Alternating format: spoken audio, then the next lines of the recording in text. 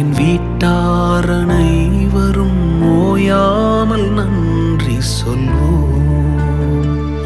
ஒரு கரு போல காத்தீரே நன்றி, என்னை சிதையாமல் சுமந்தீரே நன்றி. ஒரு கரு போல காத்தீரே நன்றி, என்னை சிதையாமல் சுமந்தீரே நன்றி.